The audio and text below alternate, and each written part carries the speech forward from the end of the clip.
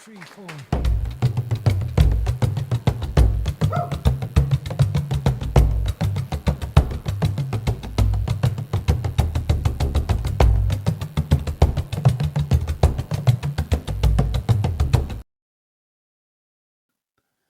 Hello, and welcome to and welcome to Philosopheckery. Today, we have a man named Brian Kelly. Brian is a Montreal-born television news cameraman who has worked for CFCF Global News and CTV in Canada before moving to London, England in 1979, where he has been based ever since. He has covered a wide variety of news stories in many countries, including some of the worst conflict zones, mostly for ABC, CBS, CTV, and CBC. And today, he's here with us to talk about it. I'm Dahi. This is Philosopheckery. Welcome, Brian. Welcome. Thank you very much. Lovely to be with you. It's lovely to have you here to speak with us. You have a long, varied career, but I'm going to start with a question from right in the middle of it. And it's from our mutual friend, Tom. And he sent me a message when he found out you'd agreed to do this interview. And I'm just going to read that to you and you can give me the answer. Okay. So, oh my God, a memory has just come flooding back. You have to find out something for me. I was in a very dangerous place called Kismayo, South Somalia. We had driven there in the morning and we were to get a plane back to Mogadishu as it was far too dangerous to drive at night. The plane arrived to pick us up, but the communications hadn't specified that there were 4 of us and they only had 3 seats. I volunteered to stay behind. The plane took off and I sat down beside the runway. No one was around, but I knew the bad guys were out there, waiting to come and get me. I was seriously fucked. I sincerely doubted I would make it through the night. Thankfully, I didn't freak out or lose it. For about an hour, I just sat still, weighing up my options, all of them terrible. Then out of nowhere, this enormous American C-130 Hercules came into land, taxied over to me. The side door opened and out stepped Brian, who said, "Hello, darling. Would you like a lift?" The fucker absolutely saved my life. The thing is, it was impossible to talk on the plane because of the noise, and to our surprise, the plane flew straight to an airbase in Kenya, where we immediately ran into bureaucratic problems. I remember watching the sunset there, and it was so damn beautiful, but I never found out how Brian knew I was on that runway, and how did he persuade the pilot to pick me up? I hadn't thought of it until now, but commandeering a C-130 Hercules is pretty badass. So could you tell Tom and our listeners how you managed to arrive in that place at that time and in that ride? I'll be brief. No. I can't remember. Really? Really? that just shows how exciting of a life Tom, you have. I do apologize to Tom and to you and your listeners. It's a great start to this. If this may go on like this, what's your next question? It'll probably be the same answer. Sorry, I don't remember. That just shows Trump, it could be. That just shows, like, for me or most people, that would probably be one of the most exciting and memorable scenarios in our life. And you just simply, I don't remember that one. That was a Tuesday, I think, was it? You know, it's there is that. There are. That's. I have a lot of gaps in my memory, and it's not. And listen. It's not to slag off Tom at all. But it could be Tom. Remembering another Brian Kelly. There's a lot of us. I don't think there's that many Brian Kellys doing what you've done. But I was very fortunate to be in Dublin when Pope John Paul was there. And I went up to the tent in Phoenix Park where they had the press accreditation. And I went up to the very, very nice elderly woman and said, "Good afternoon. My name is Brian Kelly. I'm here to collect my press accreditation." And she said, "Now you're going to have to help me because I've got 25 Brian Kellys." Oh, wow. "What country are you from?" And I said, "Canada." And she said, "That'll help a little." Oh, God. A little. So, yeah. But anyway, that's a great story. And I wish I could help Tom, but no. Okay. That was that whole Somalia scene was very wild, and very dangerous. Yeah, I imagine it was. Around what year would that have been?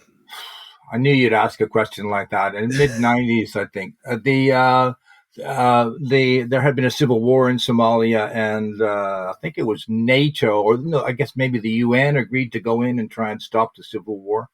So Americans went in, and Canadian troops went in, which was where I was there, and there was just a lot of um, uh, nasty people with guns and completely Yeah. lawless. The And bad things happened later, but people very quite early on after the crews arrived, the guys on the street realized that they stole your camera. CNN was the first. Someone stole their camera, and then went to CNN and said, "If you want your camera back, it's $2,000." And they said, "Oh yeah, absolutely," and gave them $2,000. So suddenly the word Wow. went out, and everyone's Yeah. running around trying to grab your camera because it's an easy 2,000. Okay. Yeah. Yeah, That's yeah, a lot of money in a place like that, I guess. yeah. It's incredible Yes. amount of money in a place like Yeah, that. it's a lot of money to me too. Who am I kidding? But Yeah. Yeah, and so um, we got around that kind of by having to. Then everyone had to hire some not so bad guys to fight off the bad guys, right? And so they became when you traveled with 4 or 5 Somalis with AK-47s to hopefully fight off the other people, or to at least make it a standoff enough that you could get away. wow, Yeah. wow. Um, you've as you're talking there, you've had a front row seat to some of the world's most like volatile and historic events. Is that what you were aiming at, or what first pulled you towards the camera? Did you say, I want to see the craziest stuff going on all over the world? I'm not entirely certain, but the family I grew up in Montreal was quite dysfunctional. My father had a lot of problems, and he was violent. I think that's a situation with a lot of your listeners can relate to. Mhm. That happens in a lot of families.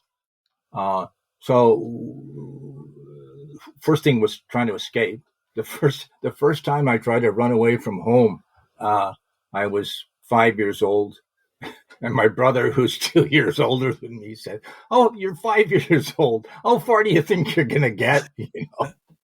You know, Wait till you're you, seven, like. you gotta, yeah, I got, I had a paper bag with a sandwich and an apple and banana in it and a chocolate bar, and I was gonna go. So some of it was just getting away from home, and then I think what happened was that I found dangerous situations. It felt, I just felt like I fitted in, and I'm not an action man at all. I don't do sports. I don't like physically being hurt, all that. But I certainly felt an attraction to be in places that were dangerous, right? I don't. And growing up in Montreal, and so when I fell into a job at CFCF in Montreal, one of the big news events happened was that separatist groups kidnapped the British Trade Commissioner and a member of the local government, and Pierre Elliott Trudeau, Justin Trudeau's father, declared martial law. They didn't know how big these groups were. So there were troops on the street, and the cameraman at the local station I was working all wanted to, be there when the moment happened that they either found the bodies or these guys got rescued. And so I would do my regular job in the station, and then I'd join a cameraman, and we go racing around at crazy speeds through red lights with guns and cops and soldiers and everything. And I loved it. I thought it was great. Yeah. It's a real adrenaline rush, real adrenaline rush. And The, I think it somehow satisfied some need for that, to to be in a dangerous situation and get through it. And also I think the camera part of it was, growing up at home, I kept my eyes shut. Kept my eyes shut when my father was beating my mother. Right? So being out there with the camera, looking at everything, that was a way of getting her, countering that, Yeah. countering that. Yeah. It was rebelling in a way. Yeah, Just facing it. before we Yeah. started, Tom sent me a message, said, don't blame me if he makes you cry. He's bigger than me. I can't do anything to help you. Well, I can assure you that's not my intent. But No, no. Yeah. some of the things you've seen in the world, um, it Yeah. won't be And me. It wouldn't be me. It'll be them. I'm not a combat cameraman. I'm not a high, I'm not a high, I fell into those situations, but there's lots of other people I know, cameramen I know, who really, really pursued it, who wanted always to go. Were angry if they weren't sent to the war zone immediately. I kind of went because it was you get an assignment and you decide to go. Okay. So You why would accept. if there was all these other cameramen that were vying to go, and you were you not vying to go, or why would they have chosen you above these other guys at that time? Well, it kind of sometimes it's just a situation. I had a contract with uh, once I got to London. Well, that was kind of the remit. Is when anything happened, you had to go, and Okay. there were. I worked with producers who weren't so keen on dangerous places, and so when they were told to their next assignment was Bosnia, they declined it, and they were rather quickly they found other positions for them because it was kind of Okay. you know considered if you're in that position, if you're in that job, then you should be always ready to go and sometimes do incredibly stupid things. I mean, I remember when I was still based in Montreal, the nuclear accident happened at Mile Island in the States. And I had a friend, a reporter, who was based in Washington at the time. And his bosses in Toronto said, go, go, go, go, go. And he said, I think we should sort of wait for a moment and figure out, are we, is there a nuclear meltdown happening? Is there radiation? Should we? And they were furious with it, Wow. furious with it. Yeah, I know. And it's like, come on, I know you're sitting behind a desk. I'm going to be radiated. So, yeah, there's a, yeah, they're not always, um, there's something that happens to people when they get behind a desk that they forget, I Yeah. think, fairly quickly, if they ever experienced it. And do you find that there isn't due respect for the people who are out there getting the images? Uh, Um, sometimes I think what happens, I think um, there is a sense that people who go to these crazy places are crazy, because normally you wouldn't do that. Why would you do that? Why would you, you know, why would you yeah. go? Why would you volunteer to go to a war zone? If it was a way out of it, if you didn't have to go, uh, and Tom and I met Tom, and Tom very kindly drove across Ireland when I was visiting a friend, and we spent some time at Dublin Airport. And he reminded me that it was in the '80s. It's a very small group of people. You know, you'd be, we'd be in Belfast with all the rioting and the hunger strikes going on and all that, and you'd borrow the Europa, you'd or across the road at the Crown. Gosh, I miss the Crown. But there'd be this small group of people. Hey, Bill, how are you? Haven't seen you, blah, blah. And then a month later, you'd be in Beirut, and it'd be mostly the same people doing it. And it became. I think it became an addicted way of life. We all wanted to do it. We all, it just became normal, Yeah, I and guess it's not normal. and it's You not had your normal. you had your new sense of family too, I suppose, as well, because Yeah, you exactly. were Oh, yeah, almost yeah, yeah. traveling with all the same people. Absolutely. Oh, absolutely, Yeah. absolutely. I had a lovely friend in London who was working for CNN, and he ended up in Beirut during one of the conflicts. And I was sitting in our newsroom at Canadian Television, and I was watching the feed came in, and he was out at a stadium, and it just, it was just explosions everywhere. And my first thought was, oh, I want to, I want to go. I want to be with him because somehow being together is going to make you safe. Did I mention I was stupid? You know, No, but we're starting to of get course, you know, that. it's got it. There's a, you feel like, well, if we're all in this together. So Yeah. so kind of like jumping ahead. I'll jump ahead with my story here. Uh, the I had the opportunity, which I took, to cross the Atlantic on a diesel electric submarine from Barrow-in-Furness to Halifax. 2 weeks on board a submarine, right? Wow. And I loved every minute of it. And how did you And get that opportunity? well, what had happened is that there had been in Somalia, well, at the same time Tom was there had been a terrible incident with the Canadian Army.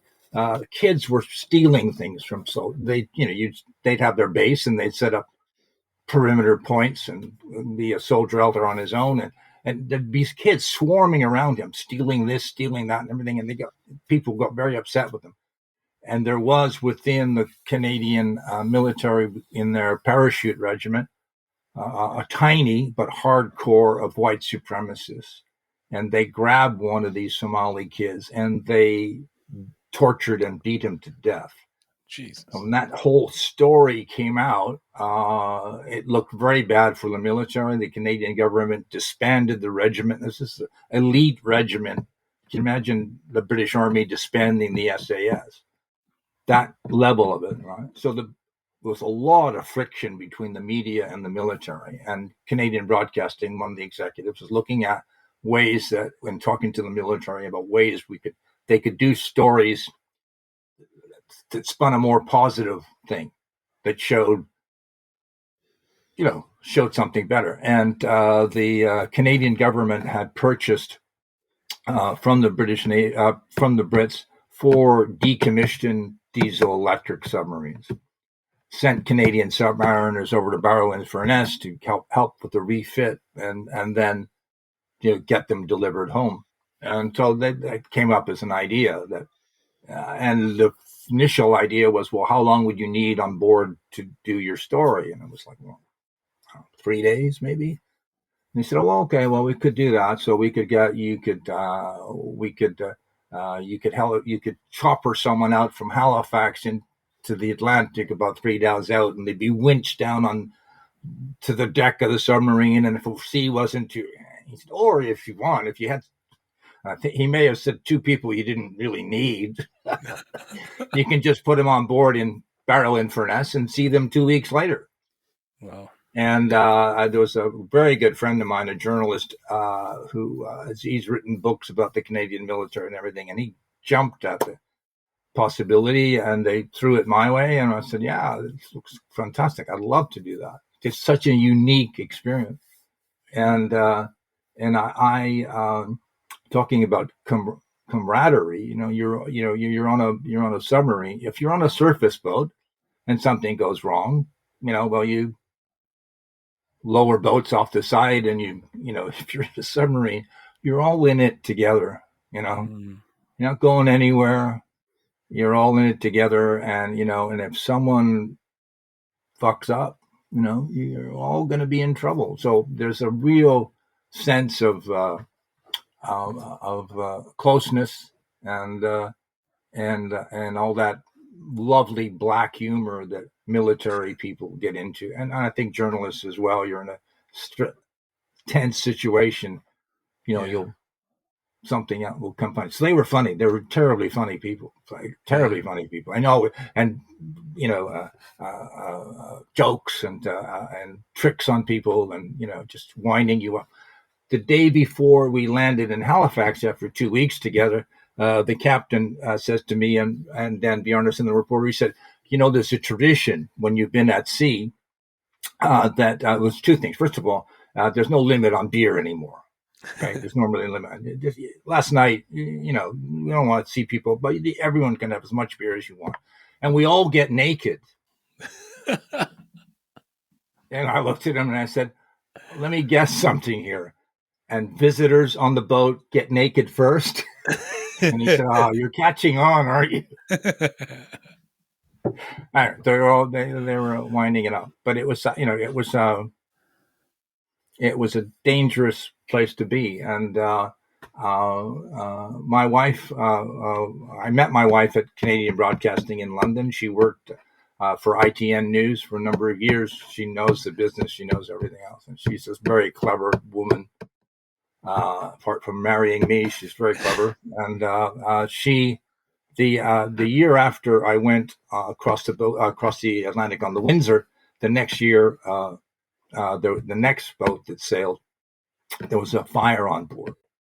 And we were in the kitchen, 8:00 in the morning, BBC Radio 4 on, and the lead story was there's been a small fire on a Canadian submarine off the coast of Scotland. And I said, there's no such thing as a small fire. Yeah, that's what I was thinking, yeah. That's dangerous. And she very rarely speaks crossly to me, but she said, you don't have to tell me that a submarine is dangerous. And we had a good conversation about that afterwards, and she had not really told me before, but that 2 weeks when I was on that boat was worse than being in a war zone, because even in a war zone, if something had happened to her or the children or her parents, she could have called ABC News and said, get a hold of Brian in Lebanon, and there's something happened. And there, submarine, what's she going to do? Call up someone at the Canadian Navy, and they're going to. So it was, but she had to endure, every dinner party for almost still. Someone will say, what was the most amazing thing you ever did? That's 2 weeks on a submarine. And I'd start telling them rude stories about things we did and things that went wrong.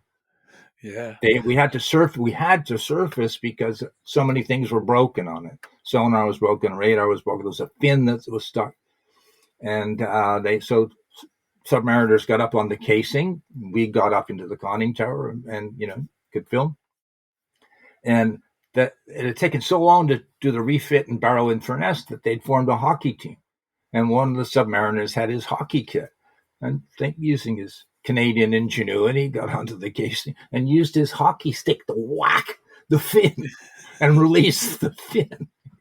And it was all, here we go. Whatever works in them situations, I guess. Whatever works in that situation. And you can cut this out if it's too rude, but afterwards they all get down below and everyone's gathered around the captain and saying, right, Captain, we've got the sonar working again. We got this working again. And Jimmy whacked the fin and it's all going, and everyone's going, and the one of the executive officers says, okay, we did well here, but let's not go sucking our own dicks on this one. And he looked over at me and said, were you rolling on that? I said, yeah, not only was I rolling, I think I've got the title for our documentary. That wasn't the title. The title ended up being Summoning the Dragon, which is what they call when they have to test to see if the boat's going to go to its maximum depth. Well, right, and that was they asked us not to film, even though they figured the Russians knew. But there's a gauge, and they can tell what the depth is, and then when it gets down close, and you go down, and there's so much pressure that the hull starts shrinking and making, and they call it summoning the dragon. Oh, because the noise. Okay. The noise. And they tell you stories that sometimes when they do that test, there'll be a rivet that'll get loose and go flying across and hurt. Yeah, it's just nuts. But that was, that they're has to be a old. scary noise. It's a scary, yeah, I think, yeah. And they liked the second in command, particularly wanted to know. Was interested in the Thresher, the accident where American submarine lost the power to surface and just kept sinking deeper and deeper into a part of the ocean, and eventually it's just go. And he was very interested to know if how he would react, knowing that it's coming, because you on the black box recording you can just hear him calmly reading off the depths, and he wondered if he would be able to do that. Yeah. And I would say, all right, but don't try to do this with me on board, okay? Don't don't go there. This is a test you have next week. Yeah, Next week we're off. You mentioned there that the Somalian boy that got tortured and killed, and that then you were asked, could you do some more positive stories on the military? Is there much of that goes on? I mean, is there much influence from the military on kind of towards the media saying, can you not show us in a bit of a better light? And how much does that happen? Well, I think there's military, police. There's always going to be friction, partly because they can spend 364 days doing a wonderful job and they mess up, and that's what's going to make the news, right? Okay. You're not going to you're not going to see you don't get that many positive stories out. I mean, there are programs that specifically go, yeah, what a wonderful job everyone's doing, and let's all sign up, do things. Yeah. But there's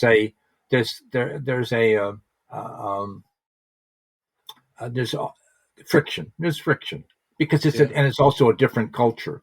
It's a very different culture. I mean, I going back to the submarine. I think, we were very fortunate that they allowed us to come on board, and very fortunate that the captain said, "Look, I don't have time to supervise you guys. None of my people. We're too busy, sailing this boat. So we're gonna, you do anything you want to. Don't film the depth.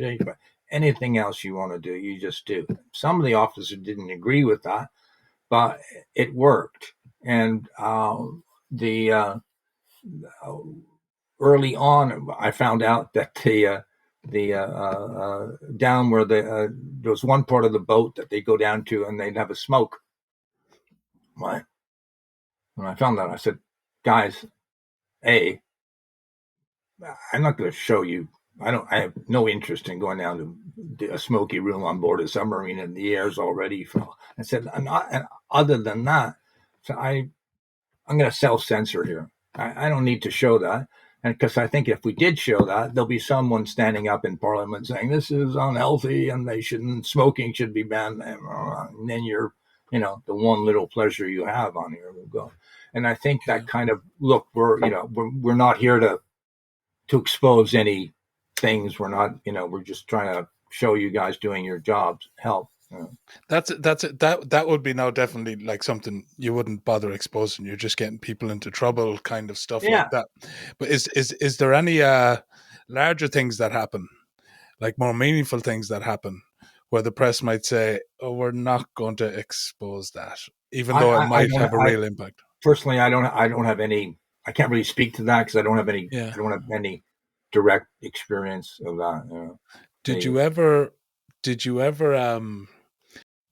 ever take material and see it being misused or misrepresented in the media? Well, the point I'm trying to get here is there's so much now about fake news and all this kind of stuff. So I just want to get from somebody behind the scenes, are we getting a real view of the news? Is it all filtered?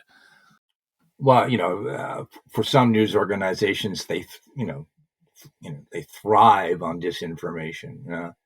They have an agenda, and they go, I think honestly believe that here in the UK, the BBC and ITN and Sky really work really hard to be honest about what they're doing. They work really, really hard to do that, and they have all kinds of checks and balance. They don't always get it right, and there may be a bias built in somehow, but they mostly get it very right. And I've only, I personally have not had any experience of what I've done being distorted. I've had people down my neck questioning. I was in Israel when they and Lebanon when the Israelis invaded in 1970, 82. Working with a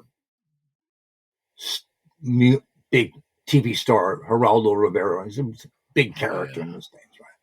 And we came across an Israeli tank that was firing at someone, and we wanted to do it on camera. And you could see that it was taking 30 seconds between the tank firing for it to reload and fire again. So we set up, tank fired, and let the sound drop a bit. Geraldo did a 20-second on-camera commentary, and then the tank fired off again. Oh, fucking hell, man. New York was, did Geraldo tell the tank to fire? Yeah. Did you? And I had to, no, we didn't. That's the way we did it. And then there was another time we working with actually Keith Graves from the BBC. I ended up just teaming up with him. A group of us went into a village, and the Israelis had been there, and they left behind ration tins in the middle of the street. And I put my camera on the ground and did a very, arty pull focus on these Israeli, and the Israelis denied they had been in the village. Right. And I had evidence that they had been in the village. And then, it was, okay, well, did you have Israeli rations and put them in? Could they have been staged? Would they, and you get that. Another one in Beirut, the Israelis occupied the Russian embassy, right, but denied it at first. Okay, but I was sent out to the Russian embassy, and there was Israelis all around and everything, and I followed them into the courtyard, into the gate, and then I went to go into a room, and they said, no, you're not coming in, But there were Israelis within the grounds of the Russian embassy. Well, yeah. I got that footage back, and New York just wouldn't believe it. And I was, believe the footage. Was on talking to him, and I was saying, just step away, look at the videotape, you can see it, And the Israeli embassy in Washington was telling the Americans that no, there weren't there. And then it turned out the story they had was they had not actually sat at the ambassador's desk. Okay. And therefore they weren't there. They found a technicality. I may be innocent, but I've dealt with people trying to get the truth out. I did have a friend of mine was working for an organization, and he had interviewed, and it was Americans living in Beirut at the time of the Israeli invasion, and they had interviewed American women there, and one of the women, the quote she said was, "I'm very afraid. I'm very afraid the Americans are going to do something really stupid here and make this war much worse than what it needs to be." Right?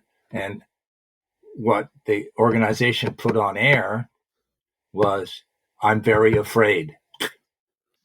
And he was furious. Partly because the next day this woman came into the office trying to lynch someone because she said, "How dare you distort what I was saying?"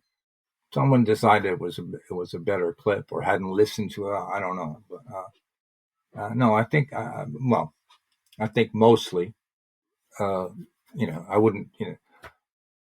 Fox News is rather different, and I have a very good friend who has a wife and 3 kids, and he works for Fox, but he does it with some reluctance because I think they intentionally distort things.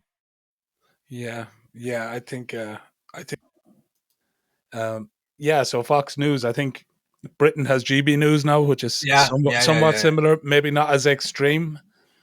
I don't watch. I don't. I don't watch. I don't watch it, so I don't know. I've seen them. I've seen them out on the street. A couple of just been in London and seen them out on the street and talking to people, and you can tell they have. You can tell they have an agenda. But then maybe being sympathetic about old ladies that's maybe an agenda as well. Exactly. Exactly. I don't know. I think not hating people is being tolerant of immigrants. That's an attitude. That's. I know, but that's a democratic agenda. Like if we're living in a democratic society of tolerance and acceptance. For the moment, I think you can't say this anymore. You can't say that anymore than to say for the moment. For the moment, we're living in a democratic society. We're all dealing with some crazy stuff. You've been in a lot of war zones, a lot of conflict zones, a lot of places where government has broken down. Yeah. Do you see similarities now between what's happening in those places, whether it be individual attitudes or kind of a cultural zeitgeist taking hold? Do you see similarities from what's happening now in the West, mainly in America? Oh yeah, definitely. Yeah. Oh yeah, definitely. I mean, when I see the way ICE is operating on the streets of America, I mean, it's almost worse than I've seen I went to the Soviet Union a lot during communism, and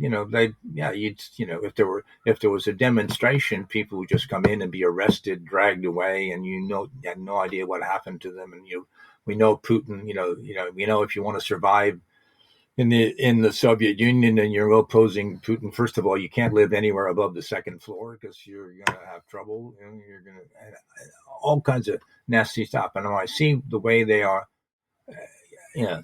dragging people off the street, and there was something, and I said, yes, it makes sense. So, and it was like, okay, so you're standing on the street, and there's a 20-year-old woman standing beside you, and a white van pulls up, and 4 guys in combat gear get out and grab her and throw her into the back of the van, and you're supposed to do nothing? That's okay now? There's no IDs, their faces are covered, there's no license plate, no markings on the vehicle, and that's okay? I mean, because questions about wearing stuff that you and I can buy on Amazon and get it all going. So no, it's really, really bad. And all the threatening closing down stations, threatening to arrest journalists if they criticize, all those things are totalitarian. They're really. I was very lucky. I got just before the first Gulf War. I was part of an ABC team, and we went and interviewed Saddam Hussein. Right, long interview with Diane Sawyer and Saddam Hussein. And at one point, Diane said to him, you arrest people who oppose you. You put them in jail. And he said, well, yes, well, you do that in America too. And she said, no, actually, if you're really good at criticizing the president, they give you your own TV show, which ain't the case anymore.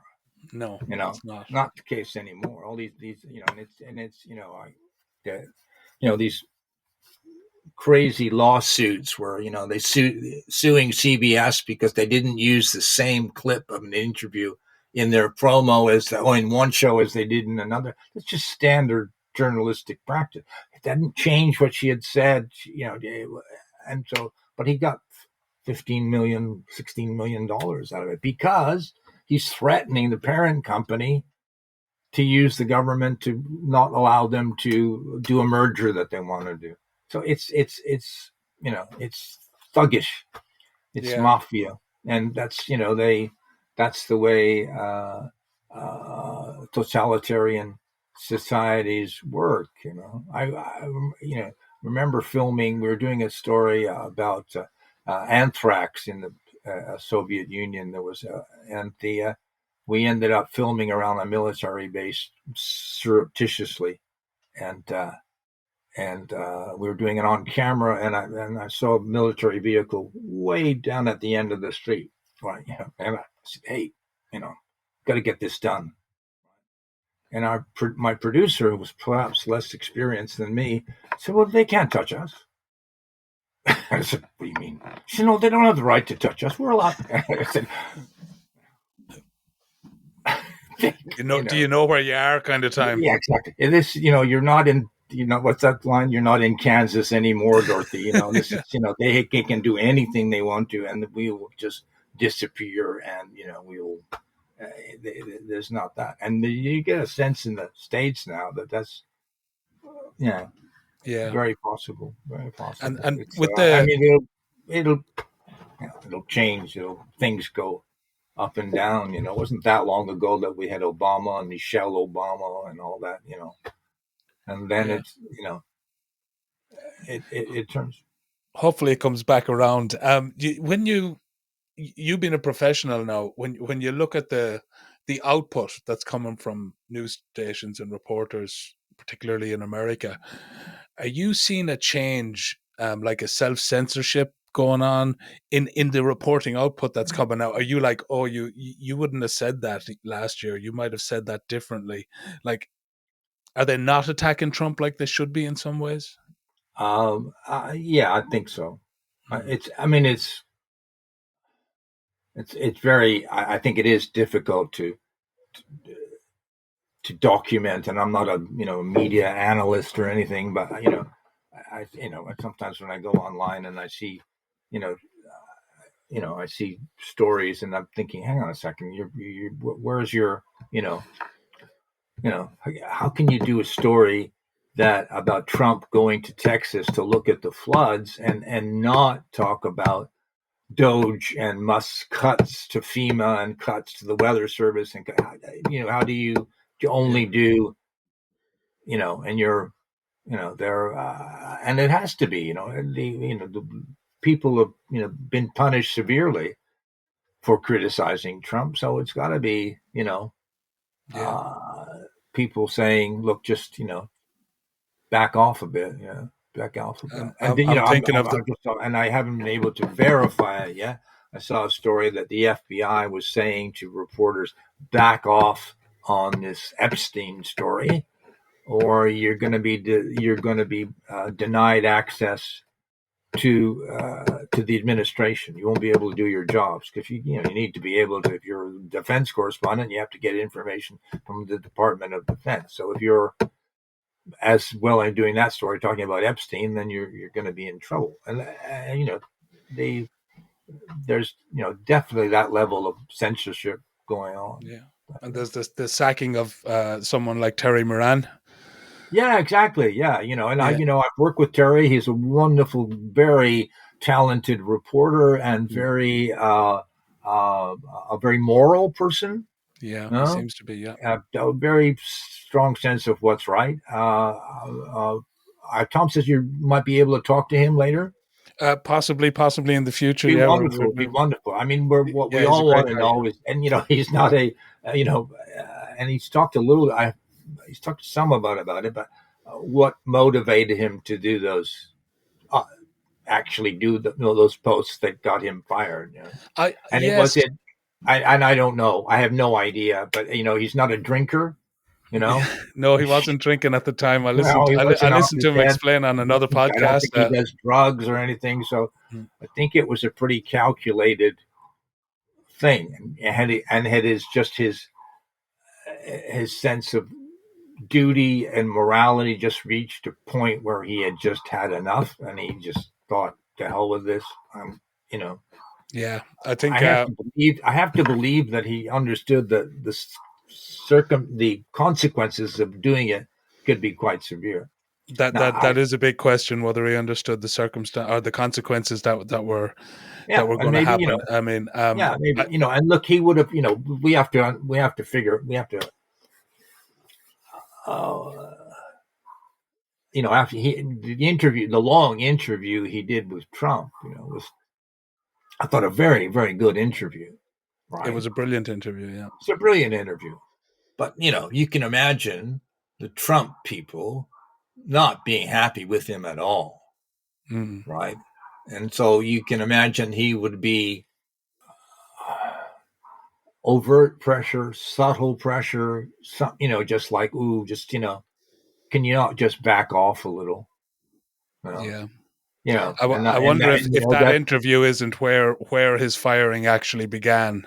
As in, if from that interview the sword wasn't hanging above his head, waiting for somebody to just let no, it drop. well, it was, it was going to be difficult, Mm. and all the other, the Today Show taking, excerpts from it where, he's asking, he asked Trump, what do you think about the Declaration of Independence? Yes. And it's pretty obvious he's never read it. He has no fucking idea. Oh, it's a love story. And they cut to Terry's eyes going, what am I dealing with? Well, so yeah, we don't know. Yeah. I don't know. No. But Hopefully, I do get the to good talk to thing is Terry about it. It'll be good. the good thing is that as Terry Moran's on Substack now, Yeah. so you can and I don't know I don't think his audience will be as big as what it was on ABC News, but it's freer to say more of what he actually believes to be true. Mm. And we've had yeah,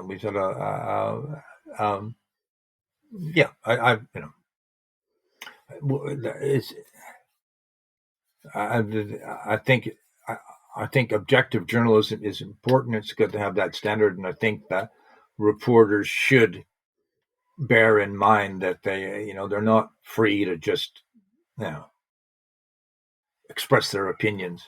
I mean, a good example for me would be Jon Snow was a Channel 4 presenter, Hmm. and for years and years and years. Well, we all know that his sympathies are left wing, but but I always thought that he walked the line.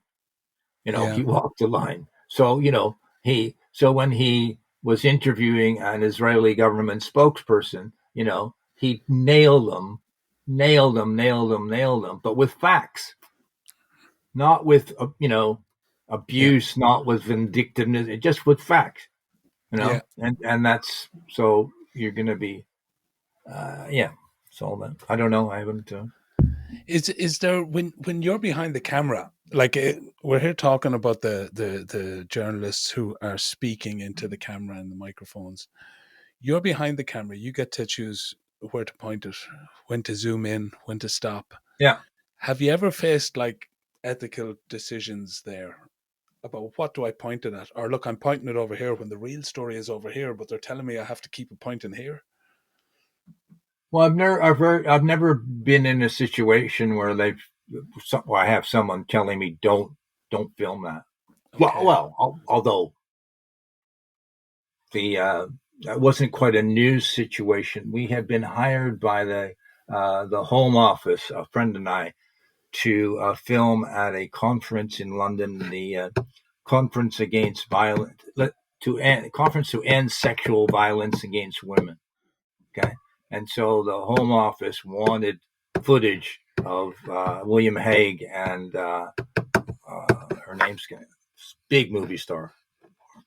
Terrible. Her name's just slipped out of it. It'll come back in a moment. To follow them around.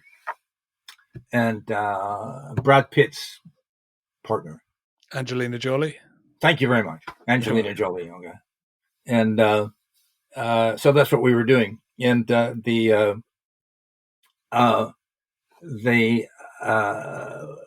was okay when Angelina Jolie was there for a day or two, and then Brad Pitt joined her, right? And then they were going to go to different talks and conferences, right? And the people I was working for, the company that was organizing us meeting, said to the Hague's people, "You're going to have to figure out how you're going to move these people because it's going to be madness." And they said, "Oh no, we're fine. They're just going to." Well, of course it was just a mob scene when they started walking through the venue, right? So so Gary Shore, a great cameraman, and I are trying to film all this, and at one point the two women get knocked over Oh, in the wow. crush, and Brad Pitt goes and helps them to get up. Great moment for them, and gets them up and everything. But as that was happening, and I was filming this, someone from the Home Office was screaming in my ear, "Don't film that! We don't want that! We'll never show that! That's it looks bad." It's there now, and it turned out later that they used my footage in training videos to talk about, if you've got important people, how do you move them from one place to another? Because the next day, they of course put up barriers, and they told everybody Brad Pitt and Angelina Jolie are going to go from A to B at 1:00 in the afternoon, and this is the route they'll be going. And they had barriers up, and it all went rather smoothly. I'll digress just for a moment, though. They had live cameras all over the unit, and we were the ones who were shooting videotape, but getting into better situations. But my boss said, "Look, the arrivals, we got 3 cameras on the arrivals, but you never know. The links break and everything. So I'd like you to be there and recording some arrivals just in case we have it for later." So I go to the arrivals thing, and I get my tripod out, and I'm inside, but I can see outside, and I'm filming cars coming in, and I follow a car, and up pops William Hague, the foreign minister. And I've got him a nice medium shot, and I think, well, that's cool. And I'm following him, and then another car pulls up, and out comes Angelina Jolie. Imagine, pull out to a little looser shot, 2 shot, and I follow him in the building. I keep my focus. I change my exposure. They come up to a microphone. They each say a couple of words, and then they walk off. And as they walk off, this figure in a suit crosses my frame. And I think, fucking asshole, you're spoiling my shot, right? And goes away and everything, and follow the back of the head and everything. And then and the guy beside me says, "Oh wow, Brad Pitt, that's amazing." That was the asshole in the suit. Not in my picture. Yet nothing. So you don't always get it right. Yeah. Where are is there when you're out in the field now, and I'm thinking of conflict zones, is there a measure of danger that you'll say, I'm not going into that shot, that's too dangerous, or how would you assess whether something is too dangerous, or would you just keep going till you get the shot? It really is just an instinct, it's just a sense, and you hopefully are with people who are also have a keen sense of what's going on, and mostly what you try to do is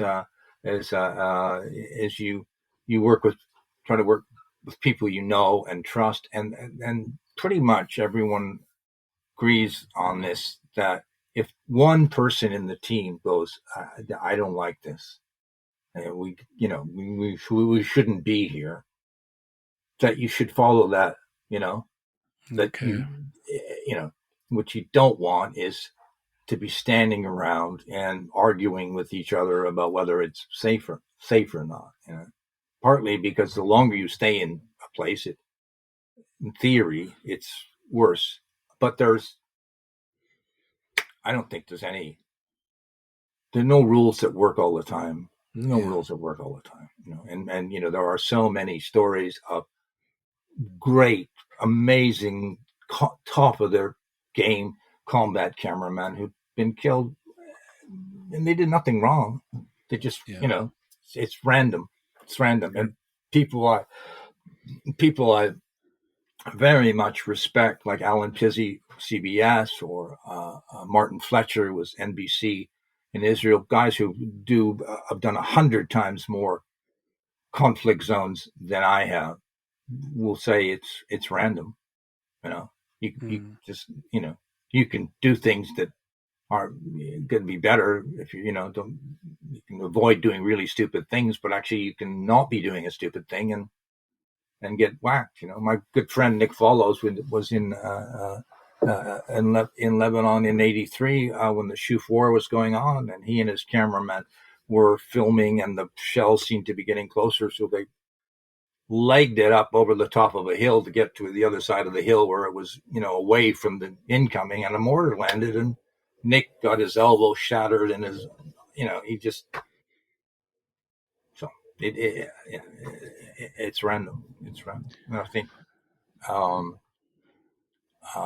but we look for meaning in things, and anytime I've been involved myself, or friends of mine have been involved where someone's got hurt or worse, the instinct to blame is very strong. Oh, they must have done something wrong, Or or the instinct to people blame the person involved that got think, well, hurt. we shouldn't. We shouldn't have done that. We shouldn't have done this. We couldn't have.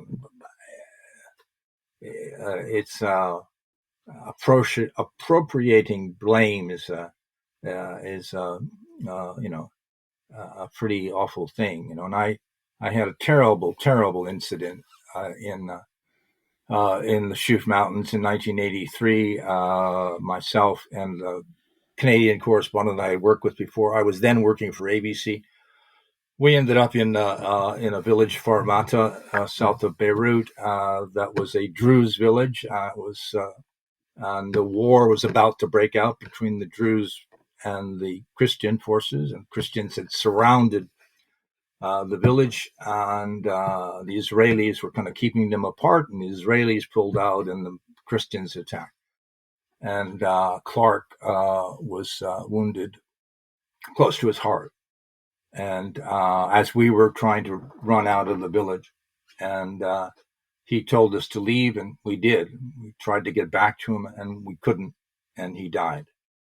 And if I look back at that, and I talk to other people, so many people with lots and lots of experience will say, "Oh, I would have never gone to that village. You were wrong going there in the first place, or you were wrong to do this, or how could you? And a lot, obviously, doing that, the first question would be, well, how could you have left him there? How can you do that? How could you leave him there?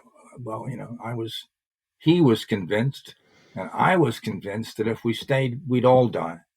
Right? And that was, where does that get us? That was Clark Todd. Yeah, doesn't. So and but there was a lot of blame was, and a lot of blame from other people, a lot of self blame, a lot of self blame. Really.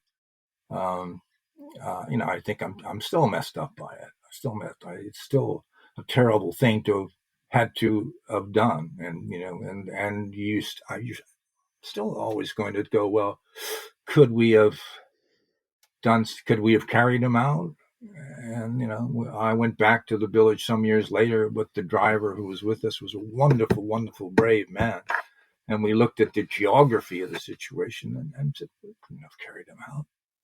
No, we couldn't have done it. You just wouldn't, it doesn't physically work. But that doesn't help much in the end, No, but hindsight is never. No, it's not. It's always 2020, but it's never right. Always 2020. It's always 2020, and it's all and the only purpose it can serve in a way is you learn from it. You can learn. You make mistakes. Mistakes are positive if you learn from them, right? And I think what's happened in '83. Now they don't send people to war zones who haven't had some training. A lot of training, actually. They have to go for a week-long SAS or Royal Marines, proper military training. What's incoming? What's outgoing? How do you stop blood? How do you recognize a wound? If there's incoming, where do you duck? And when if there's incoming, you don't run around. Yeah, great. Oh, it's incoming. We should try and escape. You will wait until the shelling stops. But if you're running around when shelling's happening, it's not a good thing to do. Not a good thing to do at all. That'd be everybody's instinct, I guess. None of us had any training, really. We all been to conflict zones, but just because you've been doesn't mean you've actually learned anything. Right? So now that's now they at least train people, and that in theory, and well, more than trained now. People don't go to conflict zones working for big news organizations without having security with them, without having ex-military people beside them, whose job is to assess the risk, and if there is trouble, to have thought routes of how to get people out, to recognize things. I have a great friend, a CBS cameraman who's alive today because the security guy with him recognized that the cameraman was having a heart attack, and Wow. got him to a hospital in where were they? Baghdad. Got him to a hospital. Was that? It's terrible. I can't remember. Was that? Got him to a great place, and he got him to a hospital and got him treated. The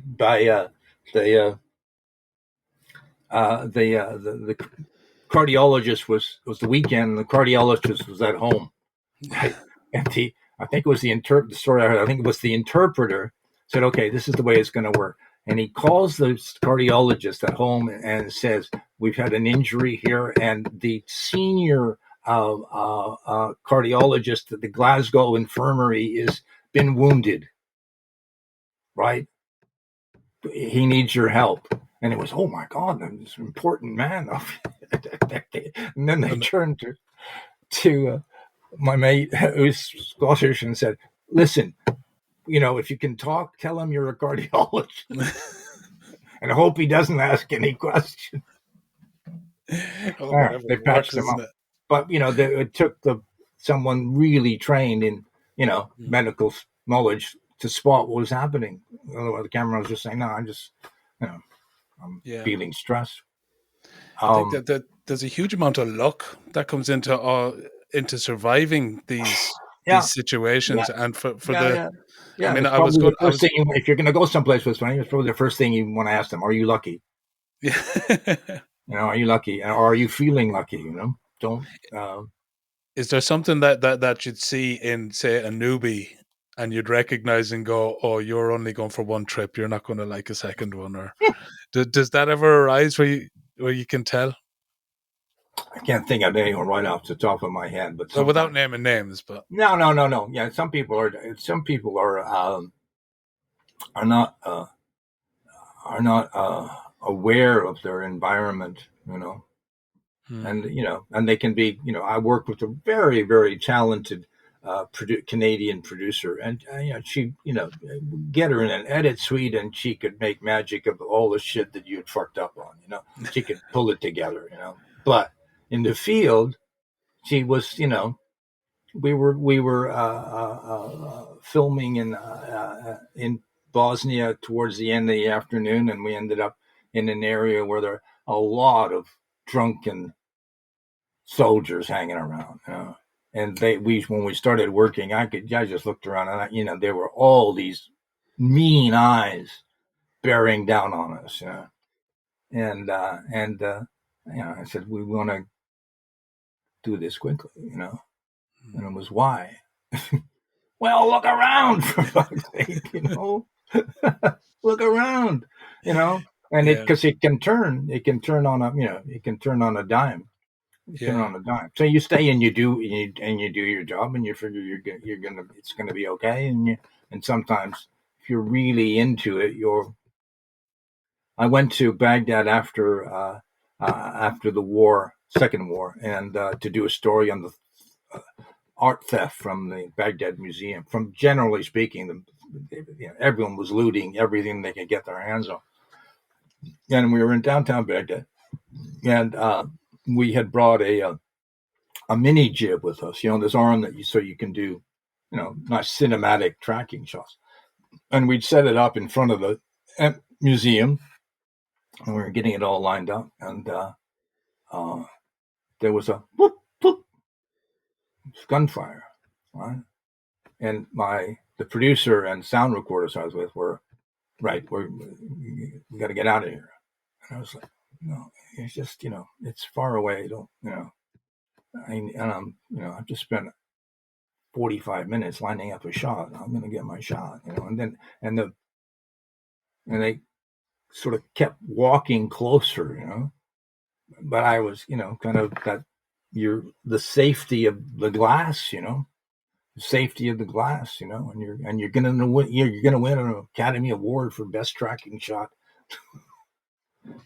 But that was actually on that shortly after that trip that I started falling apart, and I remember that talking to the producer afterwards, because the next place we went in to interview someone in a market, and when we went into the market, I really started feeling this is someplace where bad things could happen really easily, because it's all warrens, you're all closed in. You wouldn't see someone coming up, and you're in a place where we look like Americans, although we didn't look like we posed a threat. We just looked fat and old, But the and afterwards, my producer said, Brian, I'm not sure what's happening with you. I've known you for a long time, but there's gunfire and you're not bothered.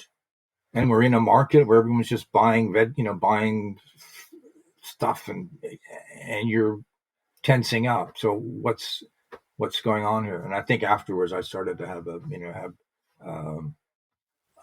PTSD flashbacks and all kinds of fucked up things. And I think I was losing my sense of what was going on. Right? And so was it Dr. Patrice Keats? Is that in Canada? Did you do some work with her? I'm sorry? Dr. Patrice Keats. Oh, yeah. How do you know her? I don't want to. You don't have to talk about this publicly, because she's very the nice. internet is a great thing. That's all. I just did searching, and I found. And is it an interview that she had done with you? Has she done some work with you where you were? Yeah, I have to discussing PTSD. Yeah. I was there's a wonderful couple. The chap was a former bureau chief for Canadian Broadcasting in London, and his wife partner set up an organization, the Canadian Forum for Journalism and Violence, and it's a bit like the Dart Center in the States.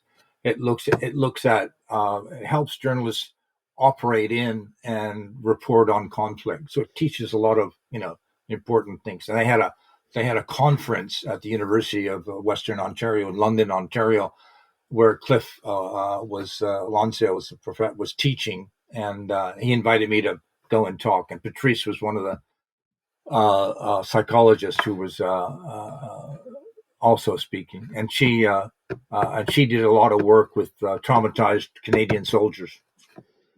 So after meeting her there, she actually came to London, and just kind of she just wanted to observe me operating. I can't remember. I don't know if she learned anything from me doing interviews with movie stars or anything, but she's great. She's very good. Yeah, and that experience of going and speaking in public about my trauma, and about and it motivated me to go back to Farmata, where Clark had died. A fellow Canadian journalist who spoke Arabic. Three of us went back to the village and met people who had been there during the massacre, because it was after Clark was murdered. We don't know. About 120 people in the village were massacred. So on that level, our instincts were right, that if we had stayed, very likely we would have been caught up. If we hadn't been killed by mortars, we would have been tied up in the massacre.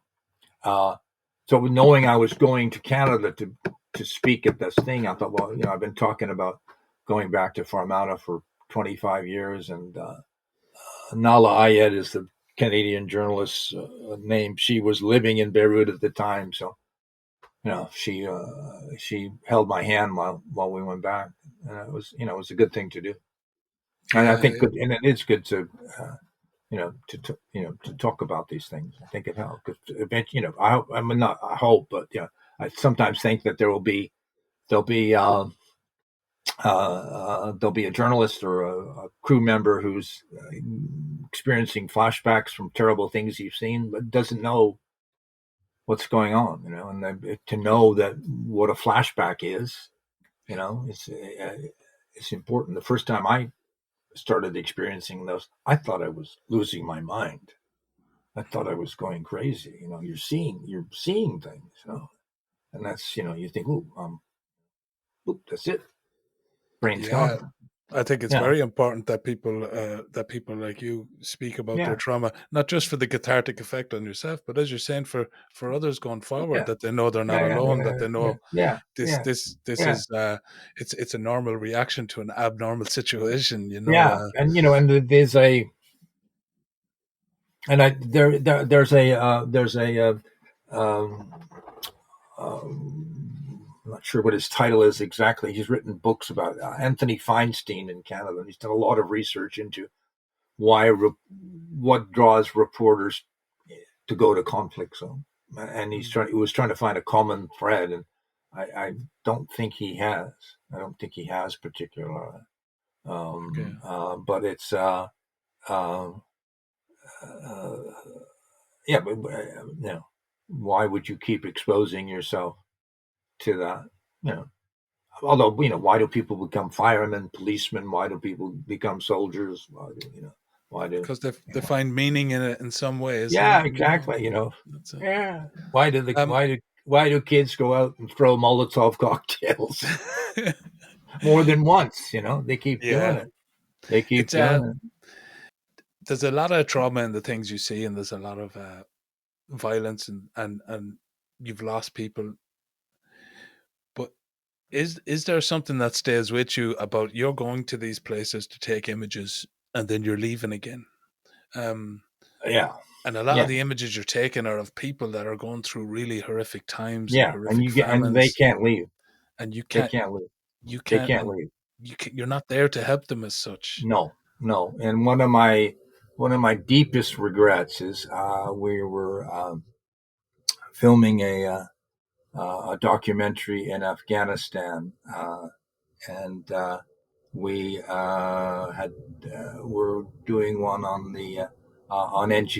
education. Went into schools, and there was one about an 8-year-old boy, and he was just more smartly. He was wearing a little blazer. He looked really quite smart. Obviously, his mom, dad, had taken taken special care with him, and he was just really engaged and nice. And we interviewed him, and uh, the reporter asked him about his father, and he said, "Oh, my father was killed beside me. We were playing together out on the street in front of our house, and a shell landed, and he was killed."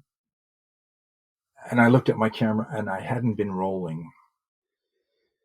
I I just hadn't pressed the button, and I had to tell Carol off, the reporter, and she, had to say to him, when she says something like, "Well, when you do a really bad thing." Well, Brian has just done a really bad thing. He wasn't recording till you tell your story again, and he did. And then the next day or a couple of days later, we arranged to go and film him playing outside in the street outside, because we were going to tell the story, obviously. And then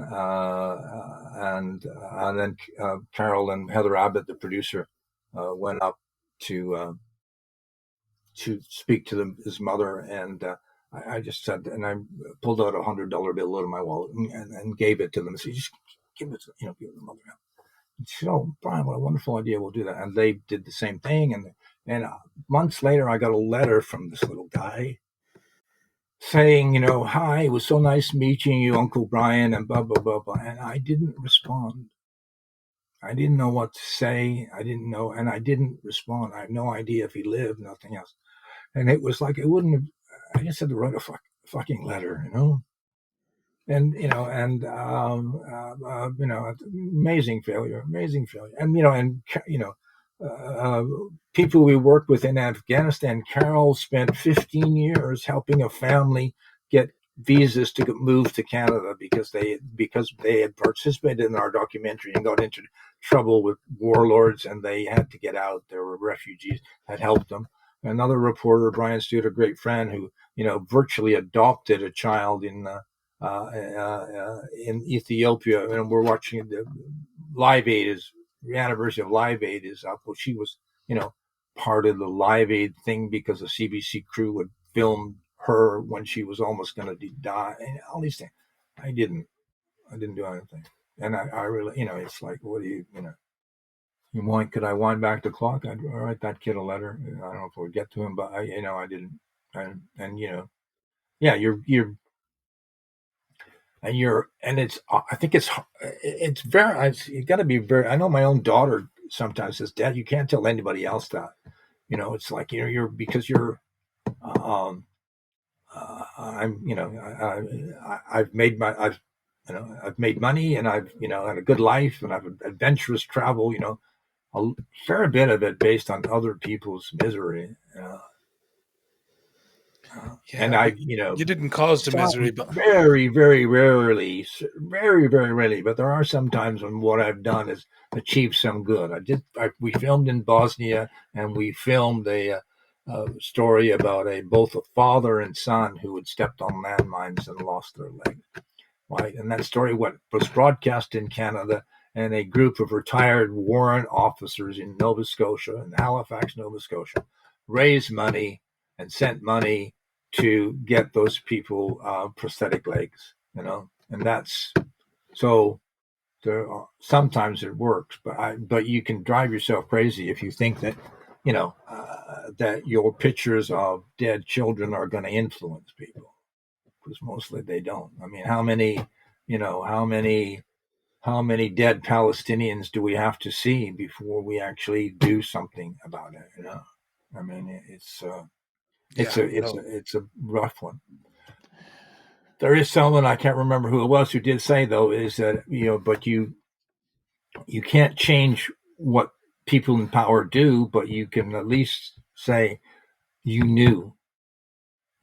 They can't deny they knew. Yeah. So, but all right. Yeah, no, there is.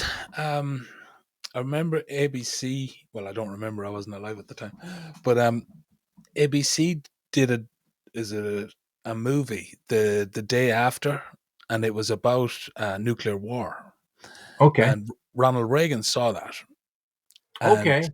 the next day, I think he got in contact with his Russian counterpart, and they started signing Oh, kind of right. some Cool. form Yeah. of Yeah. nuclear. Yeah. Yeah. Yeah. So I do think there is Oh, impact yeah. upwards. Of It course, you're can be. transmitting to the people, to Yeah. the Yeah. public, The but this I think you do make an impact. yeah this Christiane Amanpour, who's CNN, she's world renowned.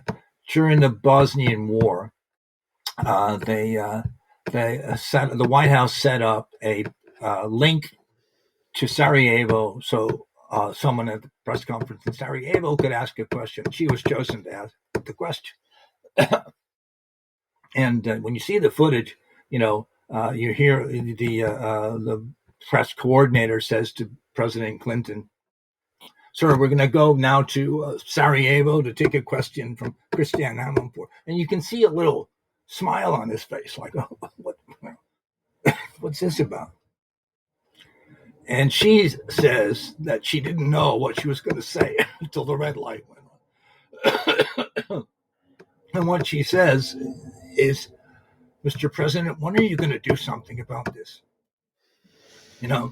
Thousands are being killed, and just bang, when are you going to do something about it?" And he was like, "Well," and then walked on and turned to his aides and said, "What the fuck was that?" And really came up to speed on it. Well, yeah, That was Clinton, wasn't it? And there's also, during that same war, there was there happened to be a cameraman in the market when there was a attack at a rocket, and I mean, we are becoming desensitized to these kind of images now because we've all got our iPhones. Yeah. So nothing happens anywhere in the world that virtually that there isn't footage of. Yeah. Any place where there's an iPhone, as soon as something happens, the first thing people do is record it. So we're seeing, well, that wasn't quite the case in this, seeing all body parts from this, and people shopping. People can relate to that. What were they doing? They were shopping, and they, and that's. So throughout your I'll be the career, judge of that. throughout your career, you've seen news change. It went from broadcasting several times a day at particular times to the 24-hour news cycle. And now, as you were saying, nothing can happen in the world really without there being a phone present that can capture it. How's that changed what you do, or how do you feel about what I do? Yeah. Oh, well, yeah. I mean,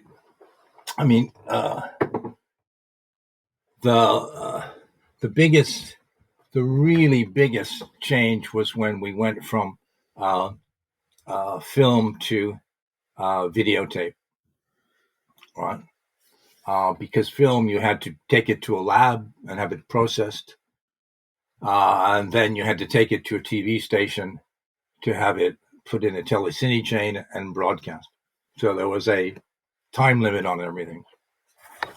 So once you ended up where you could have, you could go live from places, whether it was with a satellite truck or people news executives got obsessed with being live. And so rather than going someplace and basically disappearing for 10 days and coming back with a stack of footage or some raw material and then putting it together and editing it and thinking about it and writing, we didn't do all that. You just did live shots, And I can remember it was during a Reagan Gorbachev summit in Moscow, and I was working for ABC News, and the correspondent, we had a live location down by the river, looking back at the Kremlin, and the getting ready to do the morning show, and the anchorman said, "Okay, we're going to come to you in a moment. Come to you in a while. We got some questions. I'm going to be asking you what the mood is in Moscow." And he said, "The mood in Moscow." He said, "I flew in last night. I came to the hotel. I haven't been allowed to leave the hotel because you keep asking me to do more and more live shots. The only people I've spoken to are the waiters and the crew. I don't know fucking idea what the mood in Moscow." But that ended up being our experience. There'd be a earthquake somewhere, and you go and set up a live shot on the roof of a hotel, and with a satellite dish and engineers and everything, and then the reporter would talk, and the footage would be from other people. You wouldn't be going out to do a story. Yeah, and that's really changed it a lot. I mean, it's really difficult to do. But Jon Snow, when the Katrina hurricane happened, Channel 4 sent him, and they wanted him to anchor, because he's the anchorman. They wanted him to anchor the show from Katrina, and he said, "I'm not doing that. I'm not going to stand in front of of water and throw it to someone else and throw it in." No, I'm going out with my cameraman, and we will go out and we'll leave at 6:00 in the morning, and we'll spend the day out talking to people and filming things. And at the end of the day, we'll edit. And then what you'll see me talk about is stuff I have seen. That's what reporting is. But mostly that doesn't happen anymore. Mostly, your people are talking about things that they've read on the wires, or they've seen footage of their clip, and so you don't get that many. And it's a shame, I think, because I think that's where really good reporting is, and also it's a way that people, where you find out things. One of the Canadian producer, Edith Champagne, was very good at telling Toronto, when they would say, "Okay, what's your story today?" And she said, "I don't know. Yeah, I haven't left yet. We'll find a story. Don't worry about it. We'll find a story. We always do." And but it'll be, we're going to go out and we're going to start talking to people. We're going to start seeing things. We're going to start filming things, and one thing's going to lead to another. And at the end of the day, we'll have a story. But I'm not going to go out, and try to match something that you've read somewhere else. The because last thing you want is to have the story before you leave. You're reading me a story, but it was one guy. One time it was the I worked with a reporter, and he was being asked to match the story that was on the Associated Press, and he said, "Yeah, oh yeah, and that's your source." He says, "I happen to know who wrote that story. That's blogs, right? And he's an alcoholic. He's a lazy alcoholic." So he's made that story up. So forget that, Okay. And it's one person, by the way. Yeah. But that's the big change. It's because you can go live. It's immediate. People really have time to think about it, and also because it's 24 hours.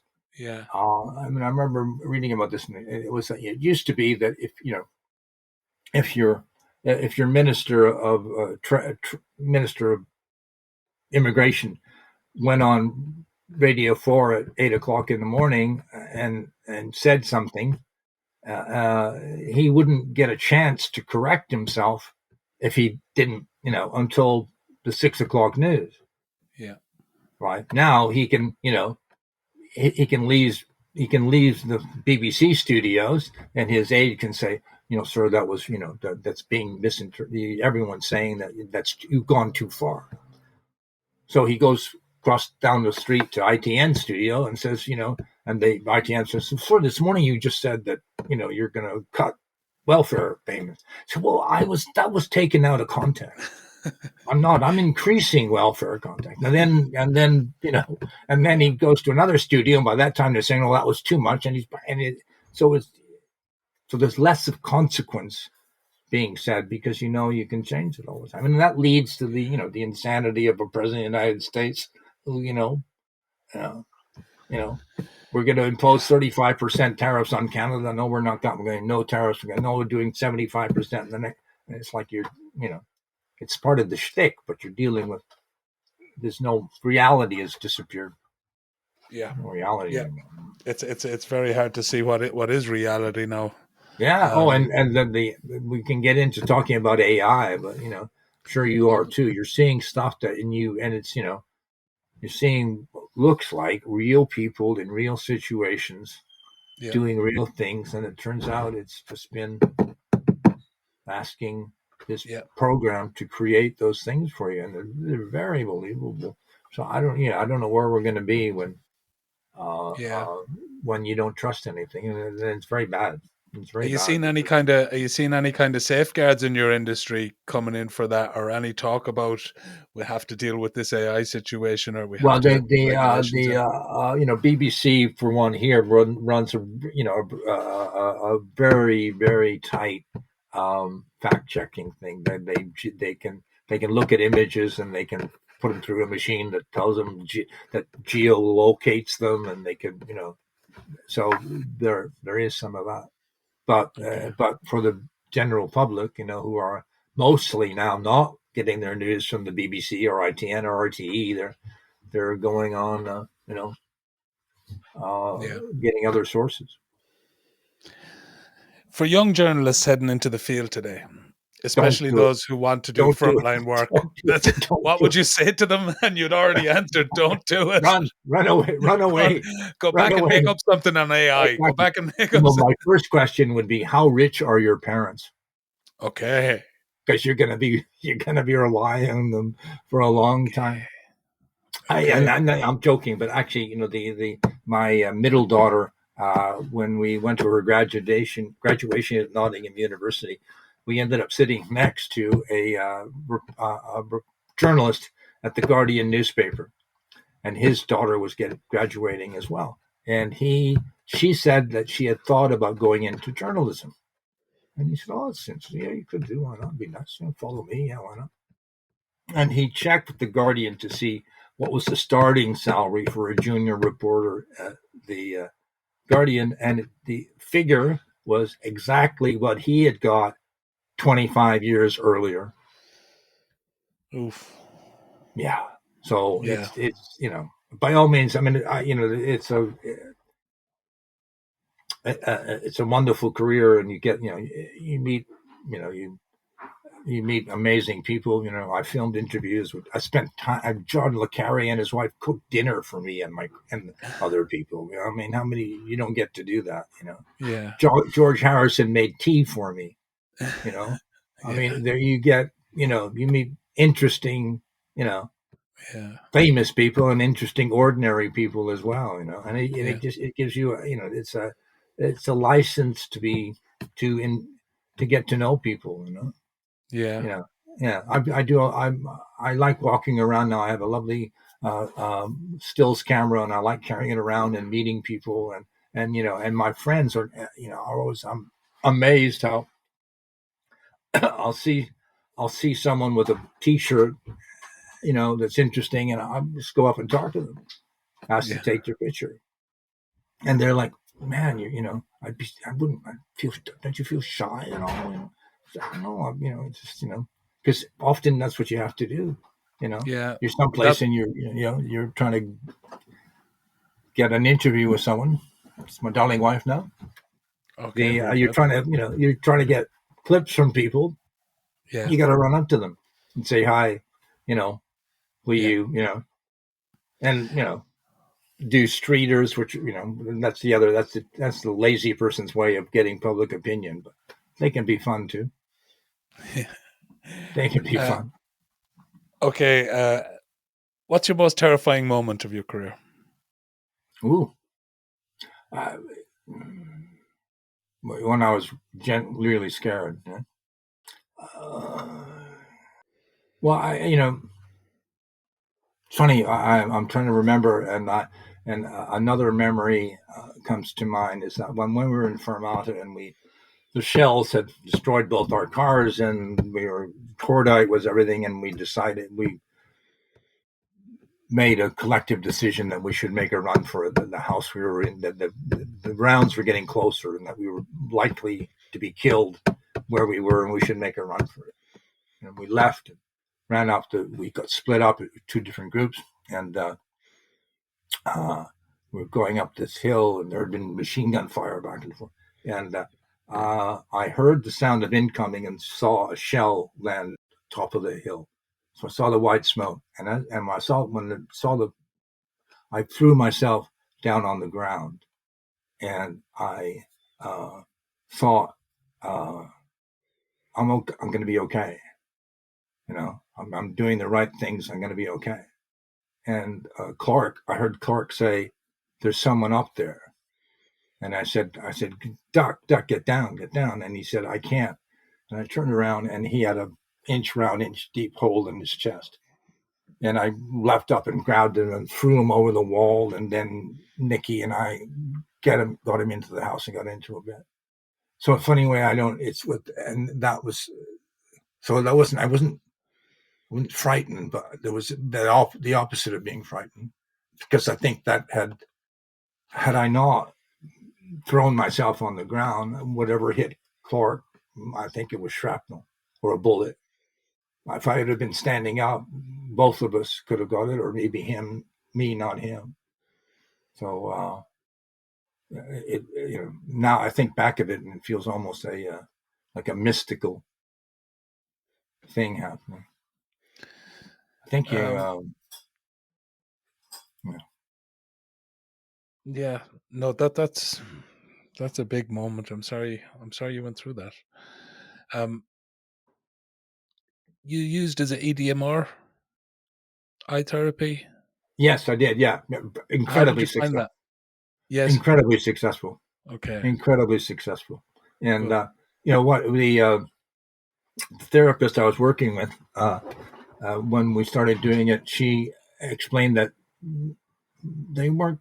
It was relatively new. They weren't quite certain why it worked, but that it did. And as we went through different stages of it, I think what it is, the idea is your therapist will ask you to, you're asking me questions about what happened. I'm remembering what I did. But with the therapist, what they're doing is they're asking you to relive the moment, to really go back into that moment. And if you're suffering from trauma, PTSD at the height of it. I mean, that's very easy to do. And the idea is that when you're deep, deep within it, then the therapist will pause and do, get you to follow their finger or tap. And it's a distraction. I'll join you in a moment. No, it's fine. Don't worry. I mean, whatever. Yeah. Yeah, but you can go over. You don't. Yeah, okay. Yeah, we won't be very long. And that you're going to be brought back into the room, right? You're going to be brought back into the room, and slowly, what happens is that you realize that actually those intrusive memories and smells and old emotions, all that actually happened in the past. It actually happened in the past, and so it's part of you, but it's not overpowering you, and it's very, very effective, very, very effective. And these still, I can still have. I haven't had it in quite a while, but I had after my therapy finished. And it kind of dragged on for a long time because while I was doing the therapy, all the shit that happened to me, a friend of mine had his side of his head almost blown off. His correspondent lost most of his fucking brain. Survived and did something. Another friend was killed in Iraq with another good, buddy. All those things were happening at the same time, so it was all going nuts. But after when all that was over with, and I started, then I left CBC and started freelancing again. When I went back to ABC, where the worst had happened, when I was working with Clark in Lebanon, I went back to the offices in the Hammersmith Bureau, and I sat in the crew room, had a cup of coffee, and I looked out the window, and the building across, what I was seeing, the whole top floor exploded in a wall of flames. Just, and I was like, my God. And I said, oh, hang on. Oh, wait a minute. Okay. I'm back at ABC. This is where that happened. So, a real live, full color technical, it wasn't quite a flashback because I had seen stuff like that before. I had seen stuff like that before.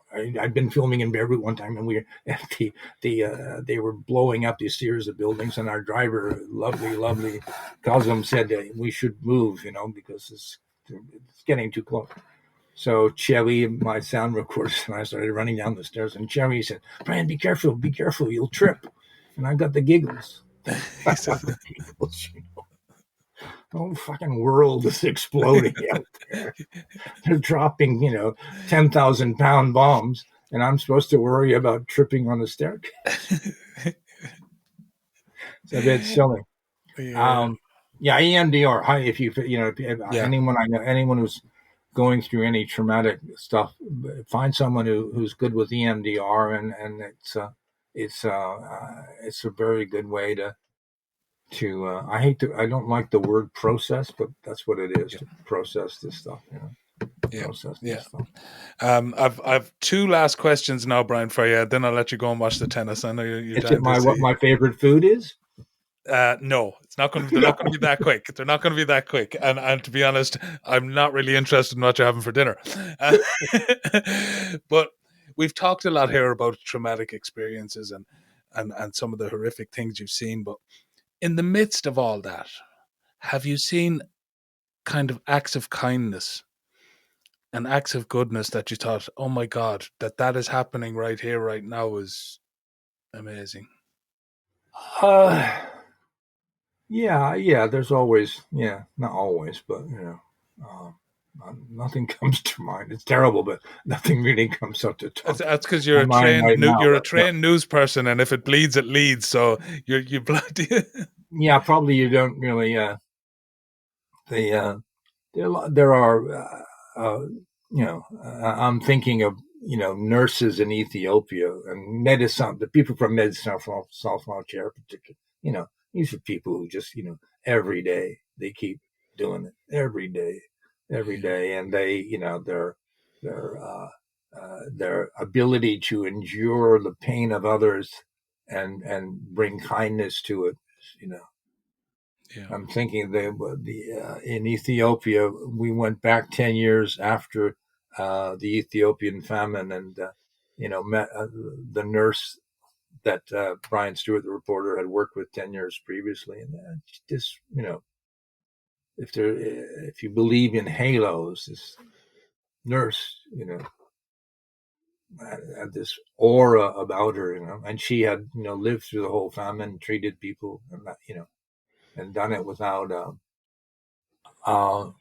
anger. And I worked with he's passed now, unfortunately, a wonderful reporter named Joe Schlesinger, who was part of the Kinder transport.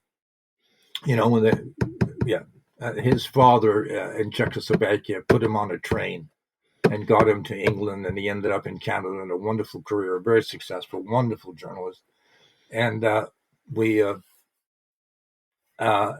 went on an assignment. We happened to end up near the same village, and we went back to the train station where he'd been put on the train.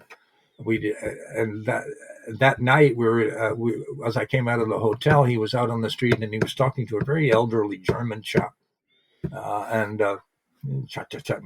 and I said, Joe, what was that all about? And he said, oh, we were talking about the old days, when he was on one end of the stick and I was on the other end of the stick. And I said, well, do you not feel any anger? And he said, no, actually, I don't. He said, I've had a good life, I've had a great career. And if I went down the path of hatred, I would have been a different person, and I would have never stopped. So I don't feel any hatred. I refuse to feel hatred for those people. Wow. And there's a, I'm not a trained psychologist, so I don't know exactly how it happens, but what we're seeing in Palestine, and we go, how is that possible? How can you're there? How is that possible? Well, because they've grown up, with the Holocaust, Yes. and that hatred and hatred and hatred, and they, and I went to there's a Northern Irish, I'm not going to pronounce his name right. Is it John Allardyce? Allardyce, do you know him? He's a Northern Irish politician. He's a psychotherapist. Don't know. Allardyce. We were at and he's a psychotherapist, and he said, when people say, how can the Jews do this despite what happened to them? It's not despite, it's because it happened. Why, you get, hatred is, still goes on. I mean, you're living in Ireland, you don't have to go travel very far to see hatred that's deeply, deeply rooted, and it's just passed on from generation to generation. That's true. And the stories, as you said, the Holocaust story is such a massive part of the kind of myth building of Israel, the nation building of Israel. It's a fundamental part of what began it, is the Holocaust. So they carry that with them all the time. And as you said, it's always pointing towards some evil. They're always looking for somewhere to say, that's exactly why we have to stop that, because of the Holocaust. It's horrific what they're doing. They're absolutely horrific. Sorry, guys, but Palestinians had nothing to do with that. Exactly. Anyway, we digress. Possibly, we digress. We digress. Okay, final question, and then I will let you go and hear or watch the tennis. It's a question I ask at the end to all my guests. If we were writing a new story of what it is to be human from a blank slate, and you could put in one sentence in this new story of what it is to be human, what would that sentence be? Yeah. You have to have empathy. You have to be able to see the other person's point of view, to kind of put yourself in their position, Okay. to feel for them, to have empathy for them, That's what you mean. Without empathy, you're barely human. Very good. Okay, Brian, thank you for This is a joining pretty us. good first run. I think we should do this again when I'm a little bit more articulate and. Absolutely, you've been great. Absolutely, you've been great, and I'm sure there is a world of stories left to Now, get from I you. have a question for you. Okay. Okay, where does your interest in trauma come from? My own trauma. I think that's where a lot of people's interest in trauma comes from. I think a lot of people who have interest in psychology and subjects like that is because of their own traumatic experiences. Yeah. And I had an upbringing that wasn't an awful lot different than your own. Okay. Yeah. So yeah, that's where my interest in it comes from, and maybe that's where some of my passion comes from. But what builds us, it's hard to look back and tell, But No, it's a bit of a mosaic, isn't it? yeah, yes it Yeah, is. it is. Yes it is. Uh, But yeah, I definitely do have an interest in it, and I have an interest in people like yourself who have found ways to cope with it, or found ways to not deal with it is the wrong way, because you're always carrying these things, I imagine, but a way to get by, a way to get through, and being able to leave coping mechanisms or tell people about coping mechanisms uh, for other people that have gone through trauma, I think is very important. yeah. And because if people go through trauma and they have zero coping mechanisms, the impact is going to be a lot harder. Whereas if they have been told, oh, I can do this or I can do that, or the EDMR or stuff like that, it can have less of an impact, the trauma itself, because it's not let sit with them, it's not let fester and do more damage over time. So I think getting conversations like this out there, and somebody who might have gone through trauma and might immediately go and find EDMR, Yeah. that could be more beneficial. And I think life is traumatic no matter what. Now, you've lived a particular kind of life and seen some very Yeah. traumatic things. But I think most people suffer. We all get traumatized by different Oh, levels yeah. of things. So, Yeah. so Yeah. I think Yeah. everybody's traumatized to a Yeah. certain extent. Yeah. Yeah. Yeah. Yeah. Yeah. And there's some I'll give a book plug here. Yeah, please. A wonderful correspondent I work with at ABC News, James Longman, uh, has a book out called The Inherited Mind, and his it's partly personal memoir, but also looking into the science of it all. Both his grandfather and his father committed suicide. And when James, in his early 20s, started experiencing depression, he got seriously worried that maybe he had inherited from his grandfather and father this thing that would lead him, And so he took him a long time to finally write the book, but he looks at his own personal experiences and writes about that, but also writes about the research. He's a journalist and a very good one. He does the research and what have they found? What do they know about, how how does trauma get a hold of you, and what what works, and why some people can have a horrible childhood and yet be fine, and other people have horrible childhoods and end up being criminals and drug addicts and everything else. So what it's that's my plug for James. Yeah, no, that sounds like a very interesting book. The Inherited Mind, kind of Yeah. about generational trauma and what the Yeah, studies are showing yeah, about yeah, that. yeah, Yeah, yeah, yeah. And it's that sounds very interesting. he's a good writer and a clever guy, and it's an interesting story. But what's really interesting is the research that he does, and the way that people explain um, how people deal with trauma, and how you and what you can do yourself. Yeah. One of the quotes in the book is one of the people he did some experiment was the 3 words, "I forgive myself," are very, very powerful. Hmm. Very powerful to say. And that's you've just told me that your family situation wasn't all that different from mine. I forgive myself for not helping my mother when I was a 5-year-old kid. I have to forgive myself for that. You didn't intervene as you're a kid. So I forgive myself. Very powerful words. Yes, they are. Yes, they Very are. good. And Tom never told me you'd try and make me cry. He warned you. He didn't warn me. Very good. Excellent. Well, what a wonderful. I'm sorry. Yeah. I'm really glad that you got that connection. That's very good. Very No, good. it's great. Excellent. It's great. He's a good man. Tom's a good man. Yes, he is. Yes, he is. And you're a good man too, Brian. I very much appreciate you doing this interview, and My I hope pleasure. you'll be Very back good. sometime and we can Yeah. talk again. Yeah. Now, are you in Galway? I'm in Galway. Yeah, I'm in Galway. So if you're Not a bad place to be. That's beautiful, and especially today, it's like 30-something degrees out there. Is Moran's Oyster Bar still there? Yeah, it is on Claren Bridge. Yeah.